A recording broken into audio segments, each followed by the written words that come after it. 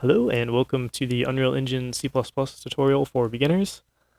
I know what you're thinking, oh no, not a slideshow, but I promise this slideshow is uh, very short. I'm just going to be referencing it. We're going to be doing most of our work in Unreal and in Visual Studio.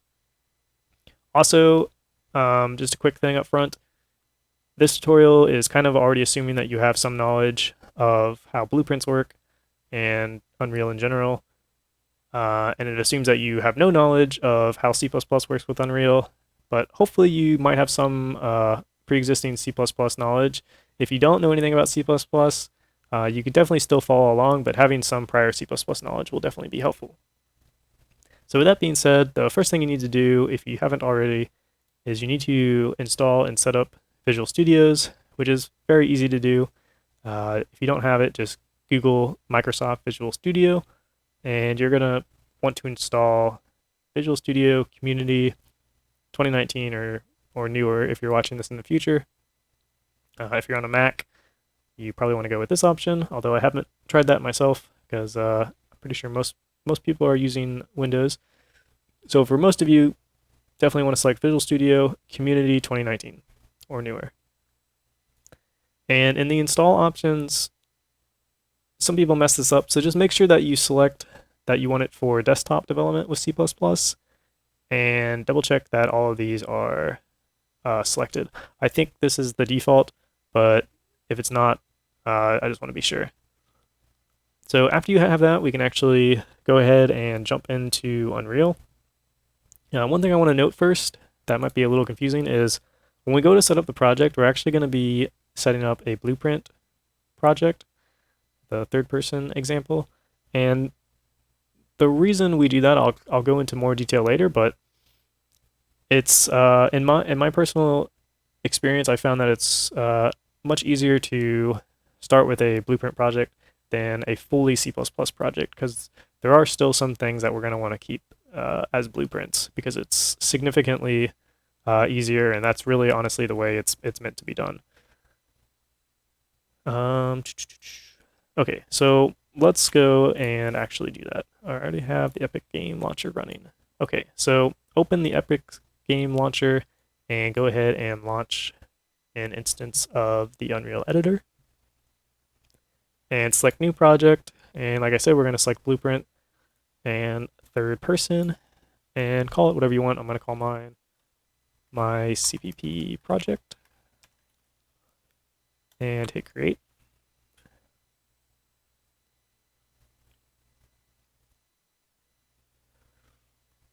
Okay, so that will bring up our simple little third person template. And if you go and you look for it in your documents, it goes in Unreal Projects, my CPP project. You'll notice that, as we would expect, there's no C++ files associated with this project because we created it as a blueprint project, not a C++ project. And that's totally fine because as soon as we create a new C++ file of any type, it will automatically create a solution for us in Visual Studio. So that's the first thing we're going to do, is we're going to create a new C++ class. But the question is, what class do we want to create? So for pretty much all projects that I've ever done, I want to have the player class be based in C++. So the first thing we're going to do is create a C++ class for the player. Now we already have a player here, but it is, if you look, it is a blueprint.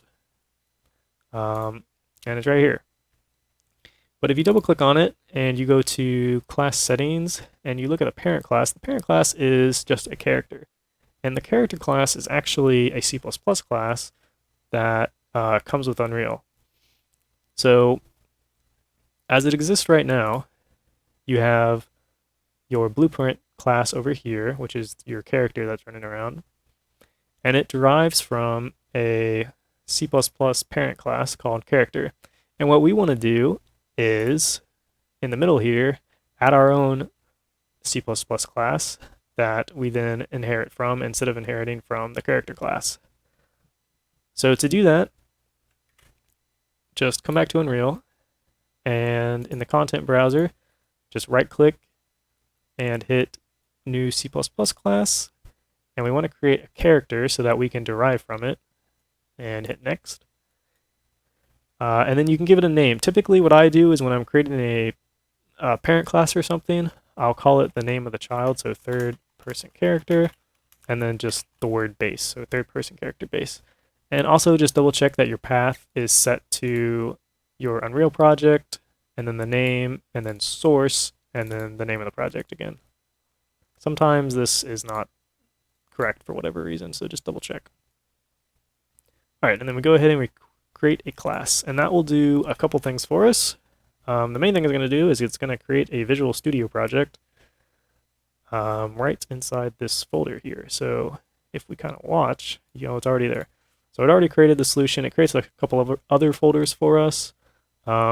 This source folder, which holds all of our C++ code that we create, and like a .visual studio folder.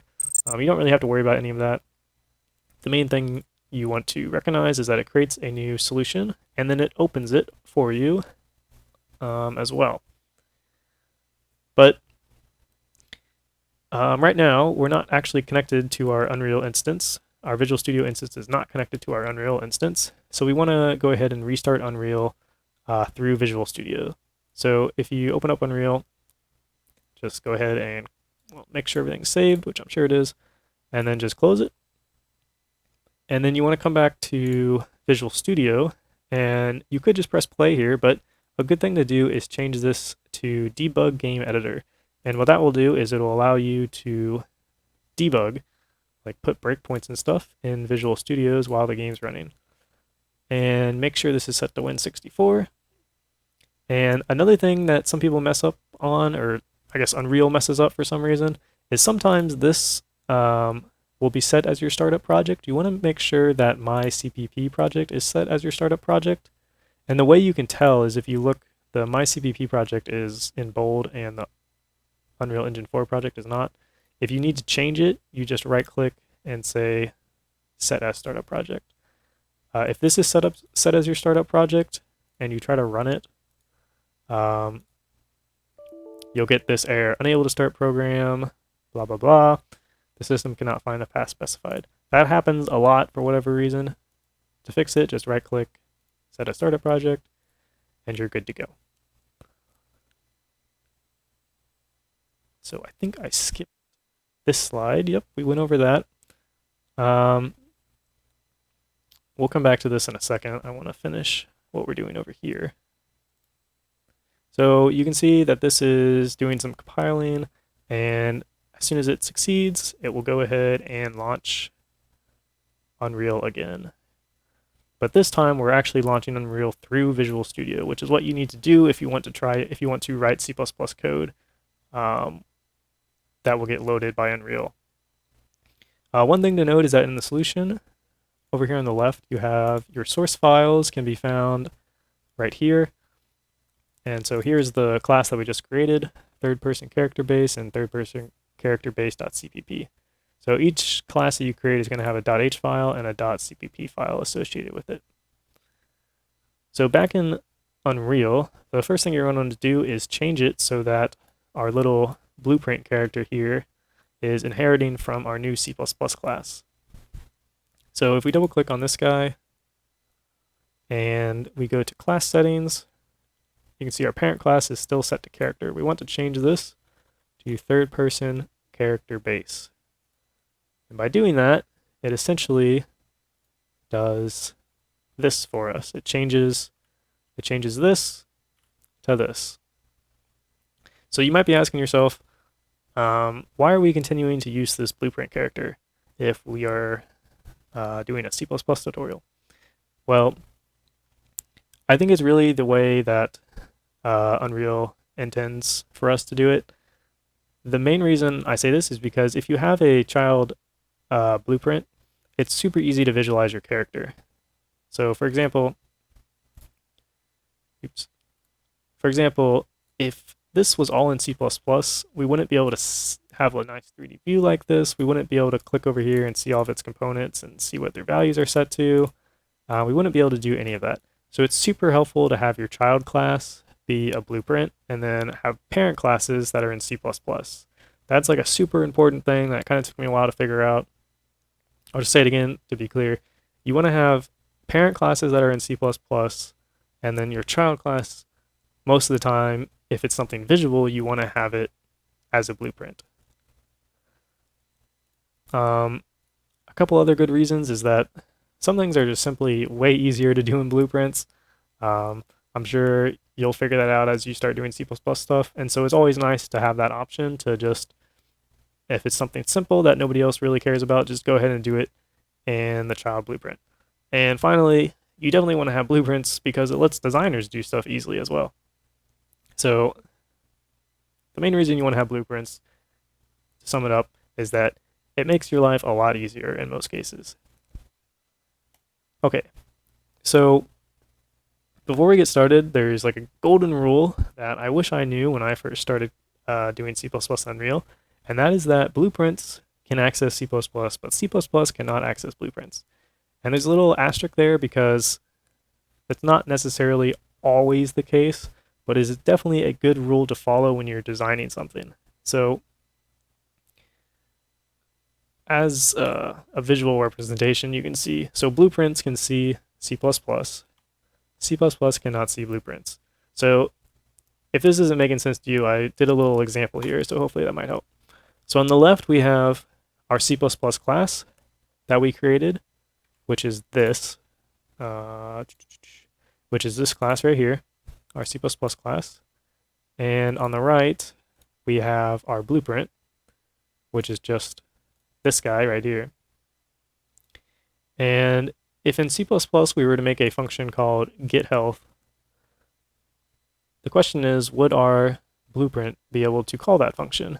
And the answer is yes, because blueprints can see C++. But if we were to make a function in our blueprint class called getEnergy, and we were wondering, could our C++ class see that? The answer would be no. And it's not just because there's also the fact that one's a child and one's a parent, but this applies globally to all blueprints and all C++. This rule applies globally to C++ and to blueprints, just in general, not just because one's a parent and one's a child. I don't want to get that confused. As a general rule of thumb, this is the case.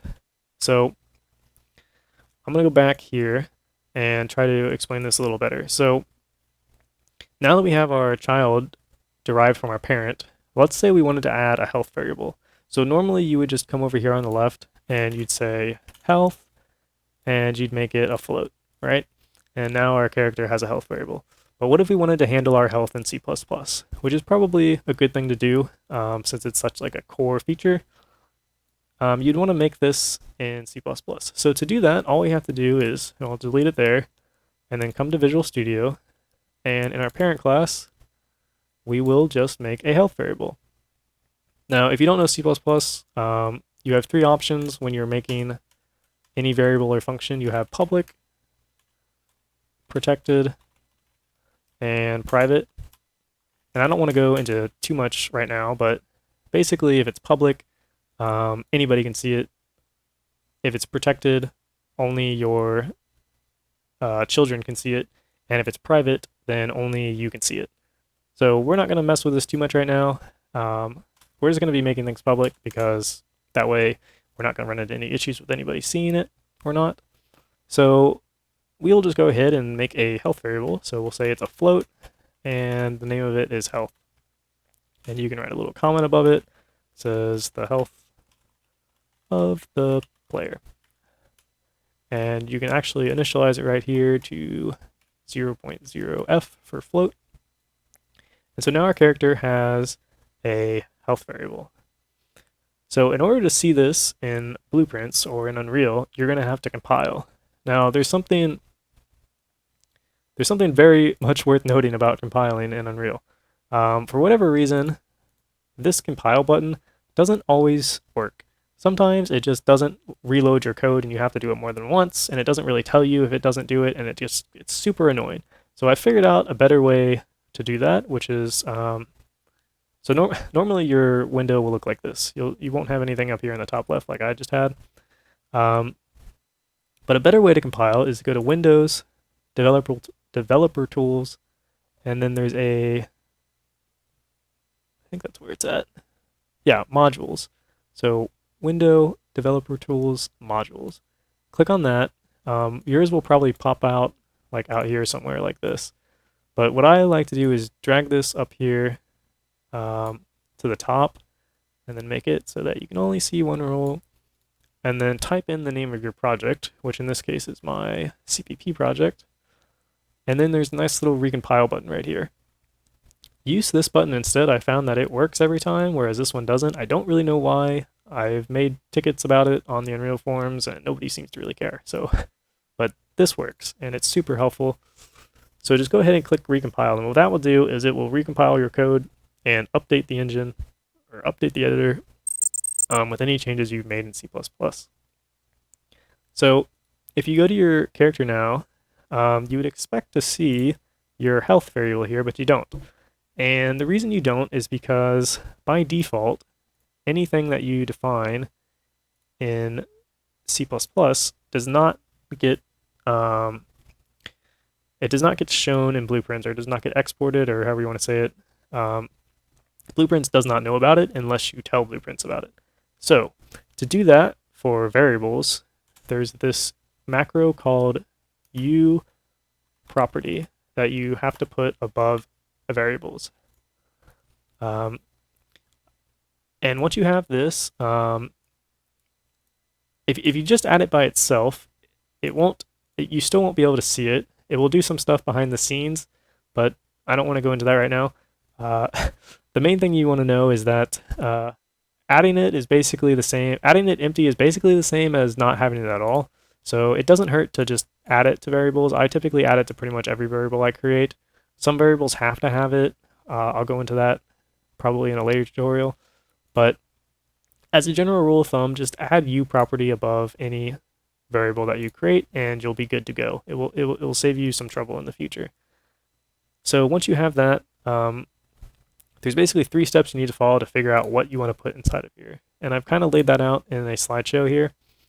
So the first step is you want to determine the blueprint accessibility of this property that you just created. And you have, well, 3 options. One of them on the bottom here being nothing, which is currently how it is. The other is that you can say it's blueprint read write or blueprint read only. Hopefully those are pretty self-explanatory. I will just show you them just to show you how it works. So if we say blueprint read only, then this variable is going to be read only in blueprints. So if I come back to Unreal and I hit recompile, then when we go to our third-person blueprint, as soon as it finishes, why did that not work?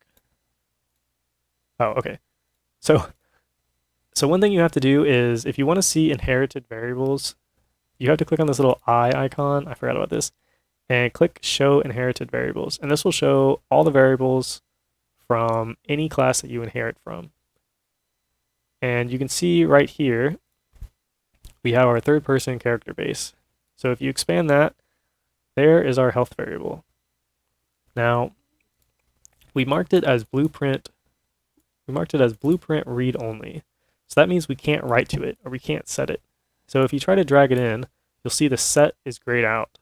We can only get it. In some cases, you definitely want this. In some cases, you don't want this. If we were to make it blueprint read write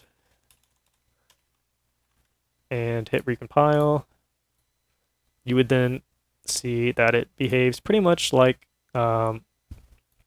any other variable would that you would create in blueprints. So if we drag it out now, we have a set and we have a get. We can do both. So that's what those options are. If you don't ever want blueprints to know about it at all, then you don't have to put anything here, and basically, designers or anybody using your blueprint will just never see this variable, which is also definitely the case a lot of the time. So once you figure that out, actually, let me go. I'm going to say that this is blueprint read write. Oops. blueprint read write. Okay, so once you have that figured out, the next step is determining the editor accessibility. So first you figure out the blueprint accessibility, whether or not blueprints can see it or set it or whatever. And then you need to figure out the editor accessibility, because I'll try to show you here. So if you look at these base turn rate variables, if you go to class defaults, you can see that they are over here on the right under defaults. You have base turn rate, and you can search for them, and they're there. And I think you can even see them if you click on the character and you type for base. No, you can't. Okay, never mind. Ignore that. But the idea is that you can see them over here in the defaults section in the editor. So it appears to be like in blueprints, if you create a variable, by default, you can see it in the details panel. But in C++, when you create a variable, that's not the case. Because if I were to type health over here, you'll notice that we can't actually see it as a defaults. So if you want to specify how a variable gets seen in the editor, there's a couple options for that. Well, there's 6 options to be exact. There's edit anywhere, edit instance only, edit default only, visible anywhere, visible instance only, and visible default only. And I know that might seem like a lot, but once you kind of understand what's happening, it's not that confusing.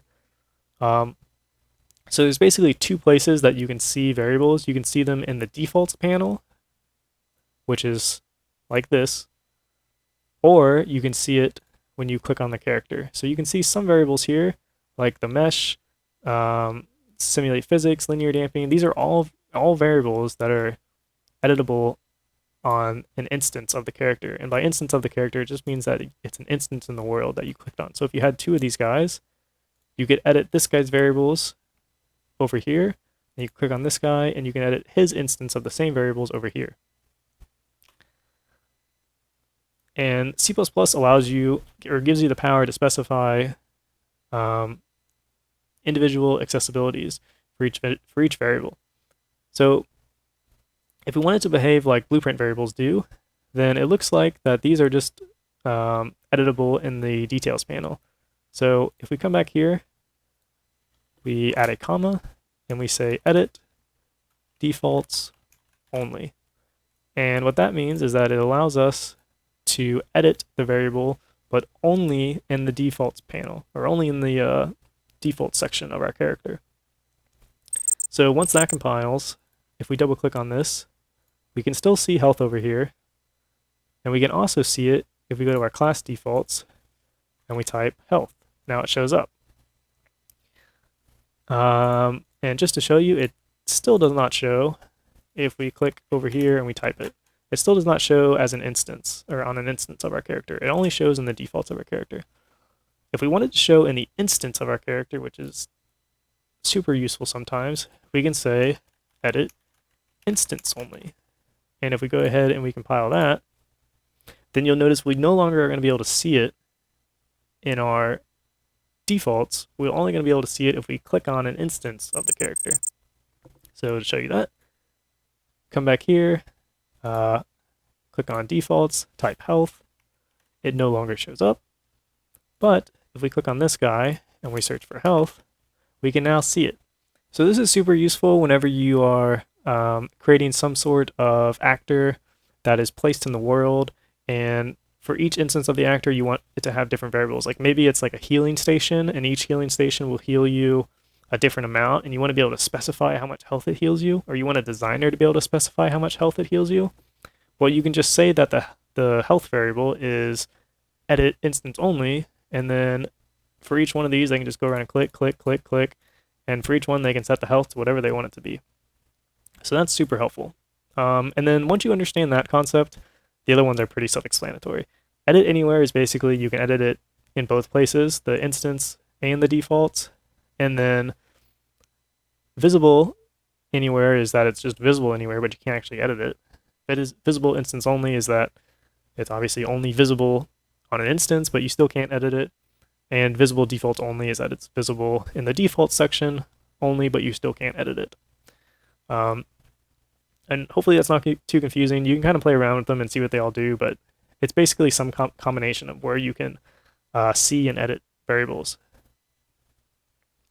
And then after that, you have the category. Now, I didn't specify a category yet, and you can see by default, if I don't specify a category, the category that it uses is the name of the class, third-person character base, and same with health. If we go back and we look for health,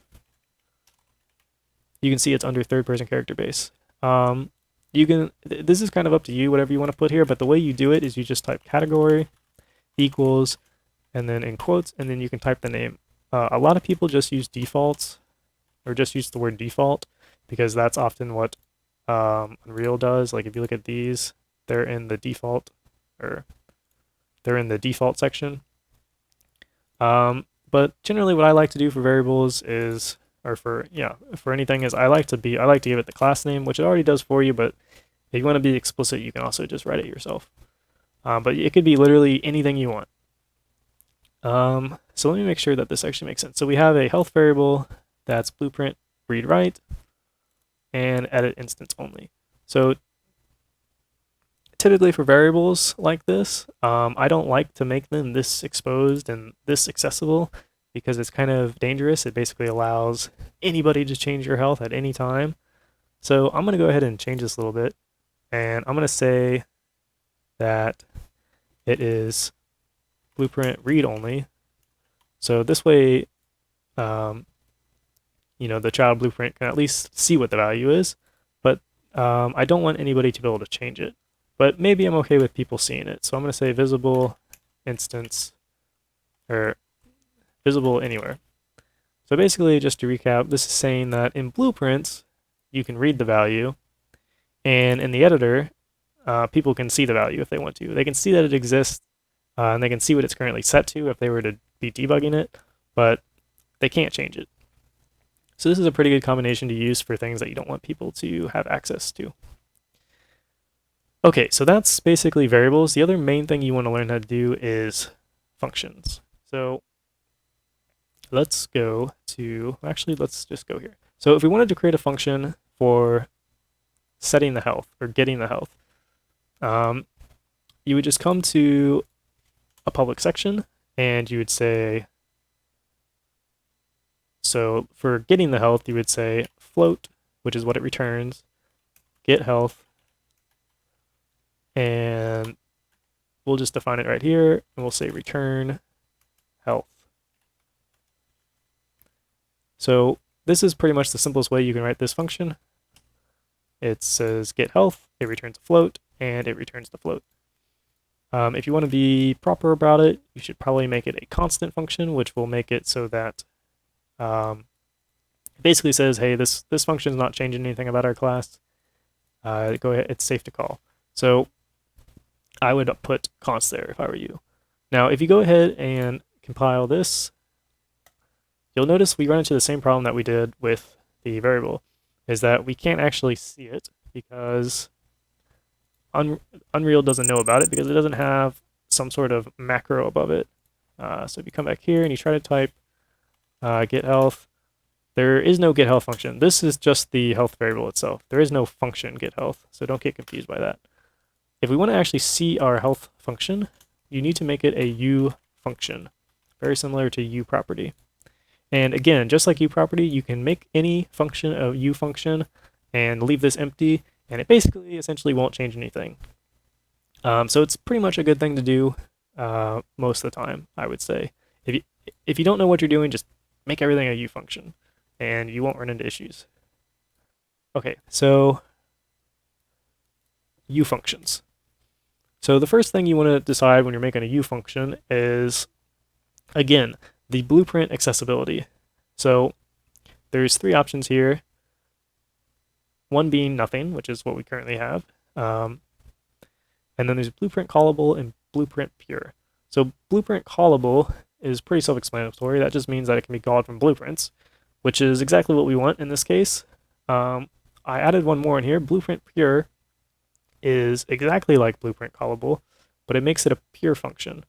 And if you don't know what pure functions are, they're not specific to C++ anything like that. You can do that in Unreal. So if you were to make a function and say, get my name, you can come over on the right here and say pure.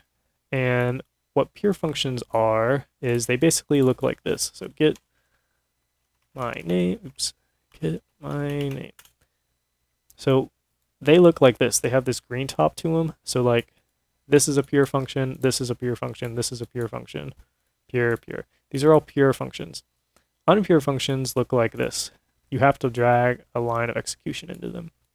So as a general rule of thumb, pure functions should be functions that are constant and not change anything about the class. So since getHealth is just a constant function, it's just simply returning us a value, it's probably good to make it a blueprint pure function. So we're going to go ahead and do that. We'll say blueprint pure. And we will go ahead and compile this.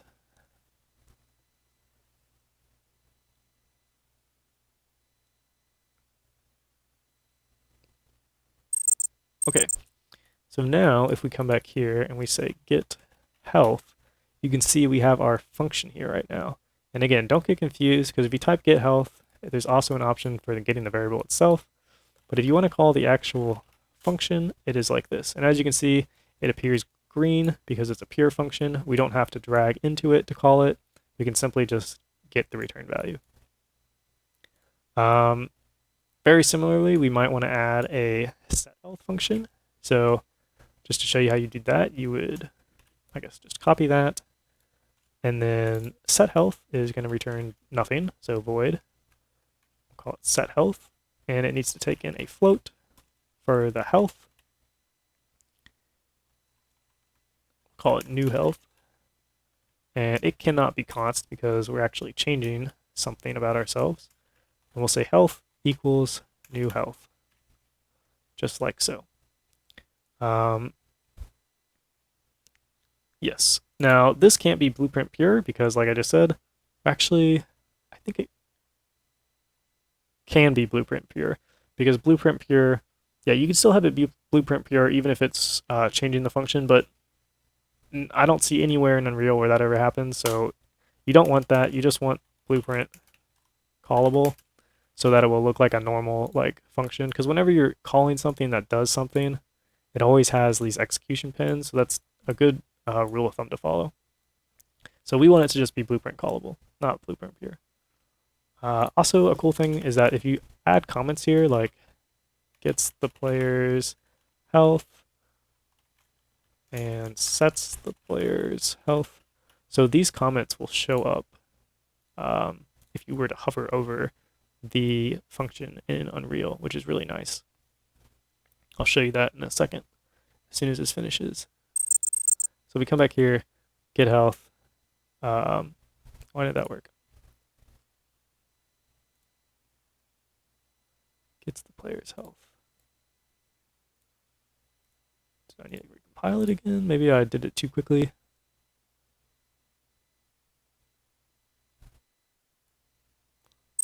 Oh, I might need to refresh the node. Sometimes you need to refresh.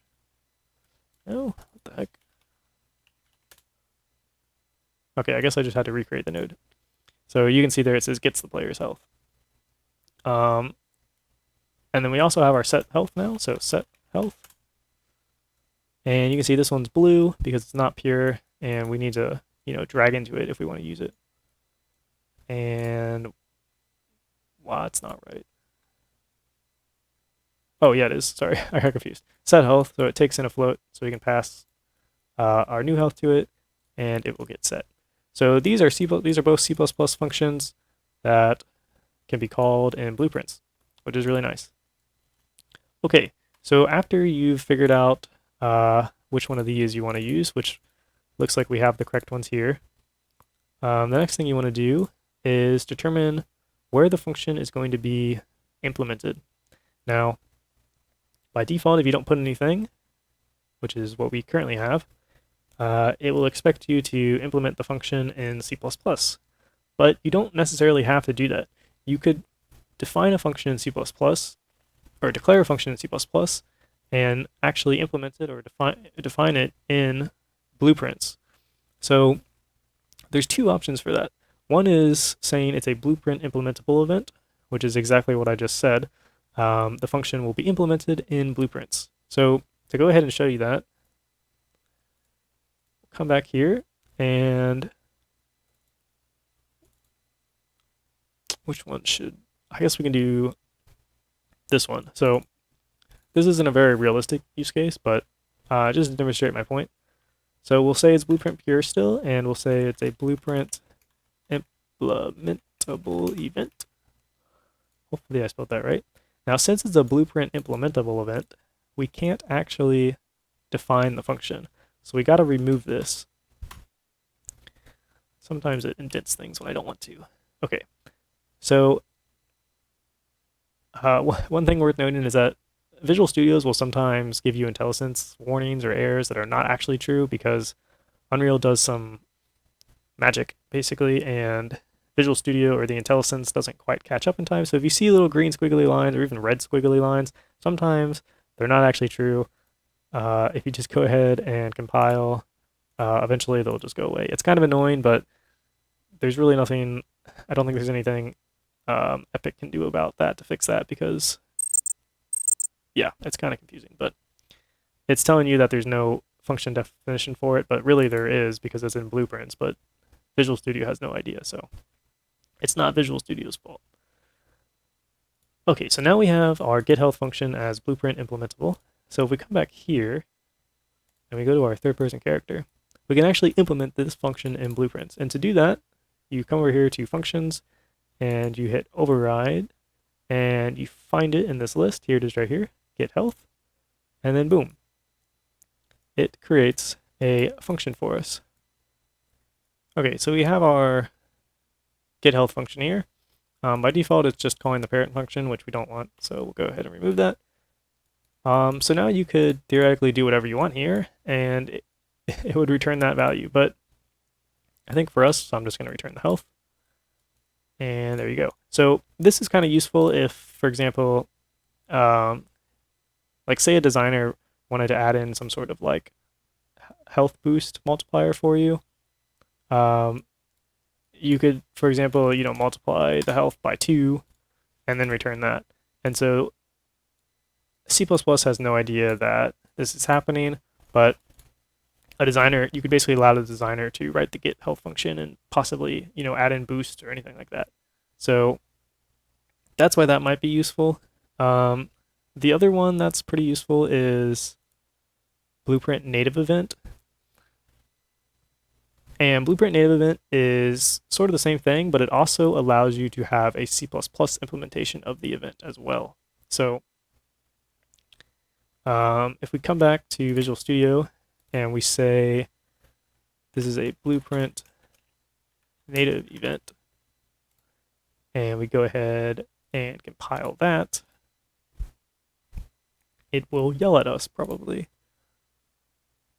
because it expects us to have a C++ implementation. So yes, so it yelled at us. And it basically is giving us a linker error saying that unresolved external symbol, third-person character base, getHelp implementation. So it's looking for a getHealth function in our C++ code that we don't have. Now, one thing that's a little tricky about Blueprint native events is you would think that you could just define the function and say return health, right? Like we had before. But the way you actually need to do it is you need to add a underscore implementation to the getHealth because it's kind of confusing to explain why, but Unreal creates a getHealth function definition of their own using this macro. And so you have to call yours underscore implementation. So to do that, we're going to actually do that in the CPP file. Oops. So just copy this and go to the C++ file. And down here somewhere, we will scope this in.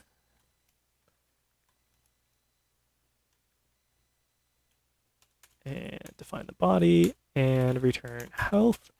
And like I said, we need to call this underscore implementation. Now, this is what I was kind of saying before. Visual Studio is going to freak out and say, I don't know what this is. What are you doing? Help. but just go ahead and compile it, and Visual Studio or Unreal will see that everything's good, and the compile will pass. So compiling, and we're good. It can definitely be really annoying sometimes when like you don't have IntelliSense here and you're trying to type and like it doesn't think it's actually a class function, but it really is. There's really no way around that other than like restarting Visual Studio if it's really bothering you. Like eventually it works itself out, but I don't know like exactly how to make it figure out what's going on. But I don't really have that many issues with it. So once you have that, you can see that in Visual Studios here we have the get health implementation, and it returns health. But you can still override it in the child blueprint. And if you want to call the parents function, you can right click and say add call to parent function, and it will, this is the parent function, and you can return that if you want. So it kind of lets you, it's kind of like a virtual function if you're familiar with C++, it lets you have it in both places. And you also don't even have to have it in blueprints. So if I go ahead and delete it, then it will just go ahead and call the C++ fun whenever somebody tries to call get health, because one doesn't exist for the child. So that's what those are. And the last thing that's worth noting is you can also give functions categories, exactly like properties have. So to do that, it's just the exact same thing. You say category and you give it a category. By default, it's going to be the name of the class. So this is kind of repetitive, but if you wanted to name it something different, you could basically type whatever you wanted there. So yeah, that wraps up this section of the tutorial. Hopefully that made sense. There's still a lot more of stuff to go into with C++ in Unreal, but those are the core basics.